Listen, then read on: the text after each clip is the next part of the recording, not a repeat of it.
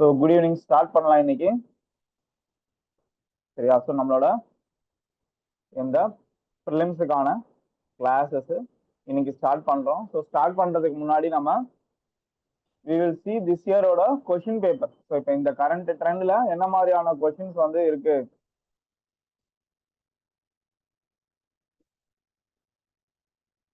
So அதை வந்து நம்ம ஃபர்ஸ்ட் அனலைஸ் பண்ணிக்கலாம். ஸோ அதுக்கு அடுத்து நம்மளோட ப்ரிப்பரேஷனை நம்ம எப்படி பிளான் பண்ணணும் அப்படிங்கிறத இந்த செஷன்ல நான் உங்களுக்கு டீட்டெயில்டா எக்ஸ்பிளைன் பண்றேன். ஸோ இந்த கோர்ஸ் வந்து எப்படி இருக்கும்ன்றதையும் நான் டீட்டெயில்டா சொல்லிடுறேன். ஏன்னா கொஞ்சம் பேர் ரொம்ப புதுசான ஸ்டூடெண்ட்ஸ் இருக்கீங்க.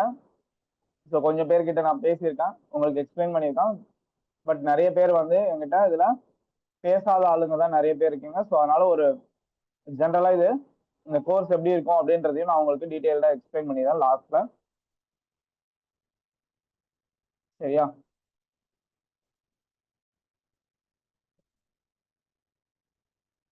ஸோ இன்னைக்கு வந்து இந்த கொஸ்டின்ஸை வந்து நம்ம எப்படி அனலைஸ் பண்ணணும், ஸோ நம்ம ப்ரிப்பேர் பண்றதுக்கு முன்னாடி எதெல்லாம் வெயிட்டேஜ் பார்க்கணும், எப்படி வந்து நம்மளோட இந்த ஸ்டாட்டிக் போர்ஷன்ஸ்னா என்ன, கரண்ட் அஃபேர்ஸ் போர்ஷன்ஸ்னா என்ன, ஸோ அதை வந்து நம்ம இன்னைக்கு டீட்டெயில்டா பார்ப்போம்.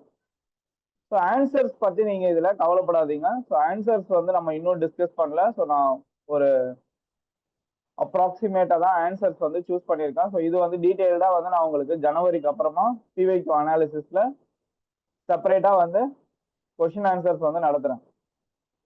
சரிங்களா? ஸோ இன்னைக்கு வந்து நம்ம ஒரு அவுட்லைன் தான் பார்க்குறோம். ஸோ கொஸ்டின்ஸ் எப்படி எந்தெந்த ஏரியாஸ்ல எல்லாம் அவங்க ஃபோக்கஸ் பண்ணியிருக்காங்க ஆல்ரெடி நம்ம கிட்ட படித்த பசங்களுக்கு வந்து தெரியும். ஸோ எதெல்லாம் நம்ம லாஸ்ட் இயர் கொஸ்டின்ஸ்ல நீங்க ஃபோக்கஸ் பண்ணி படிக்கணும்னு சொன்னோம். ஸோ அது எல்லாமே எப்படி அதே பேசிஸ்ல கொஸ்டின்ஸ் வந்திருக்குன்றதை நான் வந்து எக்ஸ்பிளைன் பண்றேன்.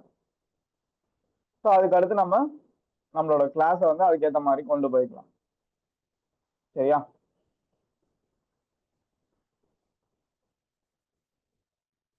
ஸோ ஃபர்ஸ்ட் கொஸ்டின் பாருங்க. ஸோ ஃபர்ஸ்ட் கொஸ்டின் வந்து with reference to investments consider the following. With reference to investments consider the following. How many of the above are treated as alternative investment funds? சரியா? How many of the above are treated as alternative investment funds? So இப்போ இங்க கொஸ்டினை நீங்க படிக்கும்போது இங்கேயோட decide பண்றது மட்டும் இல்லை, இங்கேயும் நீங்க கொஸ்டினை கான்சென்ட்ரேட் பண்ணணும். ஸோ கொஸ்டினை ஈச் அண்ட் எவ்ரி வேர்டு நீங்க தெளிவா படிக்கணும். ஸோ அப்ப ஜென்ரலா பாத்தீங்க அப்படின்னா இன்வெஸ்ட்மெண்ட்ஸ் அப்படின்னு நம்ம படிக்கும்போது இது ஸ்டாட்டிக் போர்ஷன்ஸ்ல நம்ம படிப்போம். சரியா? ஸ்டாட்டிக் போர்ஷன்ஸ்ல இன்வெஸ்ட்மெண்ட், இன்ஃப்ராஸ்ட்ரக்சர், ஸோ இந்த மாதிரி டாபிக் செகண்டரி செக்டர்ல வாட் இஸ் இன்வெஸ்ட்மெண்ட் அப்படின்றத எக்கனாமியில படிப்போம். So this is the economy question. So நீங்க நோட் பண்ணி வச்சுக்கோங்க, இந்த வருஷம் ஒவ்வொரு சப்ஜெக்ட்லயும் எவ்வளவு கொஸ்டின்ஸ் வந்து வெயிட்டேஜ் கொடுத்துருக்காங்க அப்படிங்கறதையும் செக் பண்ணிக்கோங்க. சரியா? ஸோ எக்கனாமியில this is a static portion. How many of the above are treated as alternative investment funds? So this is a current affairs topic. This is a current affairs of alternative investment fund, AIF அப்படின்னு சொல்லுவாங்க.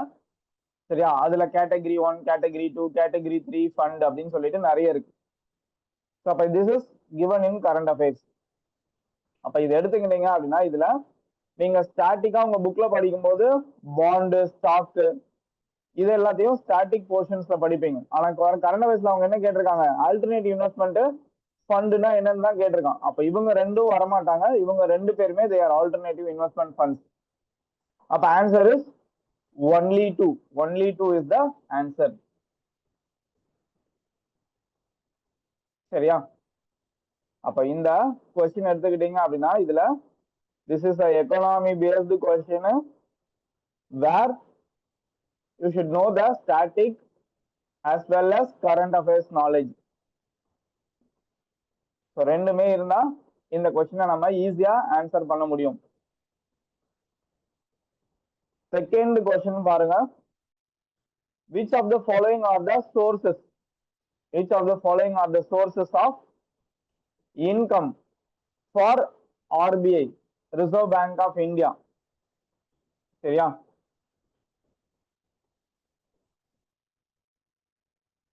கொஸ்டினை கரெக்டா கவனிங்கப்பா. அந்த question என்ன கேட்டிருக்கான், how many of the above are treated as alternative investment fund தான் கேட்டிருக்கான்.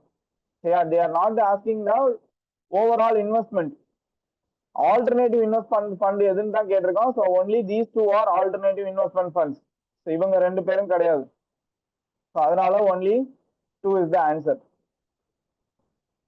second வந்து பாத்தீங்க அப்படின்னா this is a also a economic question.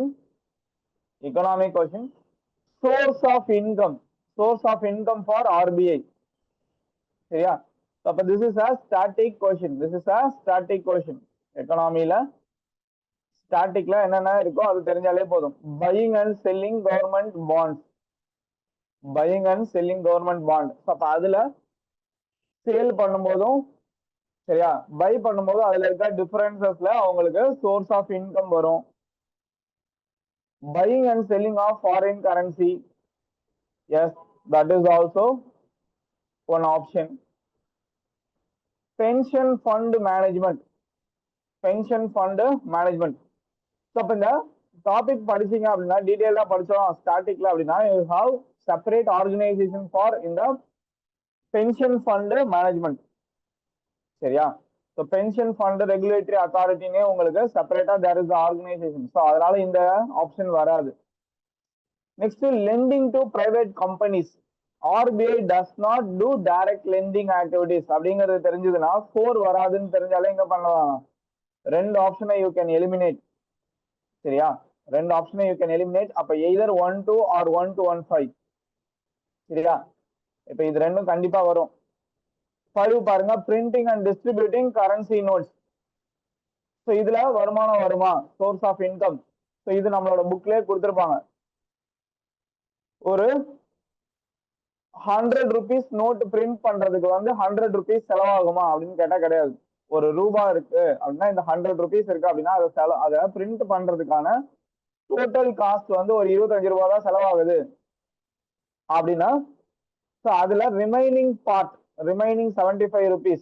so that is an extra income. so this is part of RBI's income. அப்ப yes 5 include பண்ணிக்கலாம். answer is 1, 2 and 5. அப்ப இது எக்கனாமில ஒரு ஸ்டாட்டிக் கொஸ்டின். ஸோ உங்களுக்கு ஆன்சர் தெரியல அப்படிங்கறதெல்லாம் நீங்க கவலைப்படாதீங்க. புதுசா இருக்கவங்க ஸோ நான் உங்களுக்கு ஜஸ்ட் ஆன்சர்ஸையும் கூட சேர்ந்து சொல்லிட்டா ஒரு இதுக்காக தான் சொல்றேன். பட் கொஸ்டின்ஸ் எந்த ஏரியால இருந்து வருதுங்கிறத தெரிஞ்சுக்காங்க. சரியா? ஓவரால் அனாலிசிஸ் பார்க்கும்போது எந்தெந்த ஏரியால இருந்து கொஸ்டின் வருதுங்கிறத நீங்க தெரிஞ்சுக்கிறதுக்கு இது யூஸ்ஃபுல்லா இருக்கும். Third question பாருங்க, with reference to Government of India, consider the following information. சரியா? with reference to Government of India, consider the following information. so this is also an economy related topic. This is also economy related,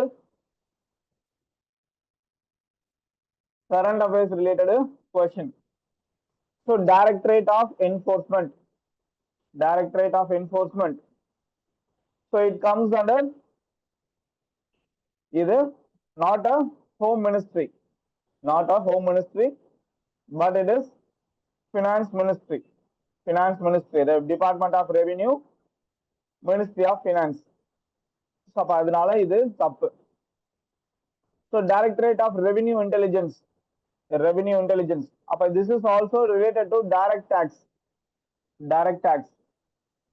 so இங்க பாருங்க, revenue, கவர்மெண்ட்டுக்கு revenue, customs act, it is a revenue related matter. அப்ப second one correct, it comes under finance ministry, ஏன்னா revenue. Directorate general for system and data management. சரியா? So இதுவும் வந்து பாத்தீங்க அப்படின்னா department of revenue, ministry of finance. But இது வந்து பாத்தீங்க அப்படின்னா it comes under indirect tax. அப்ப இது எக்கனாமி ரிலேட்டடா இருக்கக்கூடிய கரண்ட் அஃபேர்ஸ்ல வர்ற விஷயங்கள். அப்ப இந்த ஆர்கனைசேஷன்ஸ் யாராவது நீங்க கரண்ட் அஃபேர்ஸ்ல பாக்குறீங்கன்னா அவங்கள பத்தின பேசிக் நாலேஜ் உங்களுக்கு தெரிஞ்சிருக்கணும். So answer is 1 only. சரியா? சோ இது எக்கனாமி பேஸ்டு ஒரு current affairs question, pure current affairs மட்டும்தான் அது. Consider the following statements.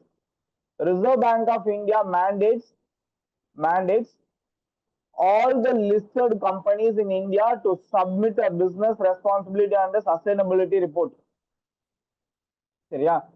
உங்களோட பேசிக் கொஸ்டின் இது. So this is our economic question. You need the knowledge of static portions plus current affairs. Current affairsல நீங்க business responsibility and sustainability report அப்படிங்கிறது இந்த current affairs business responsibility and sustainability report அப்படிங்கிறது it is given in current affairs. ஆனா உங்களுக்கு basic knowledge என்ன தெரிஞ்சிருக்கணும்? RBI அப்படிங்கிறவங்க banking ரெகுலேஷனை தான் பண்றாங்க. they are not mandated all the listed companies. இங்க பாரு, all the listed companies. so companies பத்தி இவங்களுக்கும் எதுவும் சம்பந்தமே கிடையாது. அப்ப ஃபர்ஸ்ட் ஸ்டேட்மெண்ட் கண்டிப்பா வராது. சரியா? Next, in India, a company submitting a BRSR makes disclosure in the report that are largely non-financial in nature. So this is a general statement related to the current affairs. அப்ப இது மட்டும் தான் correct. 2 only is the correct answer. சரியா? 2 only is the correct answer. So first statement is from static, second statement is from current affairs. இந்த report என்ன சொல்லுதுங்கிறத தான் கேட்டிருக்கான். அப்ப எக்கனாமில இந்த கொஸ்டின் ஸ்டாட்டிக்கும் தெரிஞ்சிருக்கணும், கரண்ட் அஃபேர்ஸ் பார்ட்டும் தெரிஞ்சிருக்கணும். Consider the following statements. சரியா? In India, income from allied agricultural activities like poultry farming and wool rearing in rural areas is exempted from any tax. சரியா? Statement 2. In India, rural agriculture land is not considered a capital asset under the provisions of Income Tax Act 1961. சரியா? So இது வந்து பாத்தீங்க அப்படின்னா this is not a direct question. இத நீங்க this is also part of your economy. சரியா? this is also part of your economy. Current அஃபேர்ஸ்ல நீங்க பார்த்திருப்பீங்க, அக்ரிகல்ச்சரல் டாக்ஸேஷன் பண்ணணும் பண்ணக்கூடாதுன்னு சொல்லி நிறைய டிபேட்ஸ் வந்து போயிட்டு இருக்கு இந்த கரண்ட் அஃபேர்ஸ். சரியா? உங்களுக்கு வந்து பாத்தீங்க அப்படின்னா நிறைய there is a debate whether நம்ம இந்த அக்ரிகல்ச்சருக்கு வந்து டாக்ஸேஷன் பண்ணணும் பண்ணக்கூடாது அப்படிங்கிற டிபேட் வந்து இந்தியால போயிட்டு இருக்கு. ஸோ அது ரிலேட்டடான ஒரு ஆர்டிகல் பேஸ்டு கொஸ்டின் தான் இது. ஸோ இதுல உங்களுக்கு பேசிக் நாலேஜ் தெரிஞ்சது அப்படின்னாலே இந்த கொஸ்டின் ஆன்சர் பண்ணலாம். இல்லைனாலும் this is a economic related current affairs அப்படின்னாலும் this is a random question which no one knows. சரியா? சோ இப்போ இங்க என்ன பண்றாங்க அப்படின்னா பாருங்க, in India, income from allied agricultural activities like poultry farming and wool rearing is exempted from any tax. அப்ப poultry farming அப்படிங்கிறது உங்களுக்கு தெரியும், இந்த லார்ஜ் ஸ்கேல்ல பெரிய இண்டஸ்ட்ரீஸ் மாதிரி பண்றாங்க. இந்த நாமக்கல் இங்கெல்லாம் போனீங்கன்னா பண்றாங்கல்ல. ஸோ அப்ப அந்த மாதிரி பண்றதுக்கெல்லாம் there is a taxation for அந்த கமர்ஷியல் டிரான்சாக்ஷன்ஸ். ஸோ அதனால இது தப்பு, இந்த ஃபர்ஸ்ட் பார்ட் தப்பு. In India, rural agriculture land is not considered a capital asset under the provisions of Income Tax Act 1961. இது நம்ம கேபிட்டல் கெயின்ஸ் அப்படின்றது கரண்ட் அஃபேர்ஸ்ல பார்த்திருப்போம். Capital gains tax. இப்போ நீங்க ஒரு லேண்ட் வாங்கியிருந்தீங்க அப்படின்னா நீங்க 1 lakh ரூபாய்க்கு வாங்குறீங்க ஒரு land. You are keeping it for 2 years.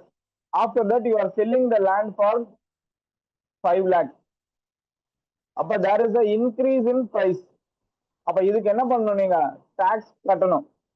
நீங்க இந்த வேல்யூ 5 லட்சம் ரூபாய்க்கு விற்கும் போது அதுக்கான டாக்ஸ் வந்து கவர்மெண்ட்டுக்கு பே பண்ணுவீங்க ரெஜிஸ்டர் ஆஃபீஸ்ல. அது எக்ஸ்ட்ரா டியூட்டி நீங்க பே பண்ணி தான் ரெஜிஸ்டர் பண்ற மாதிரி வரும். நீங்க அக்ரிகல்ச்சர் லேண்ட் ரெஜிஸ்ட்ரேஷன் மட்டும் பாத்தீங்க அப்படின்னா they will have lesser tax.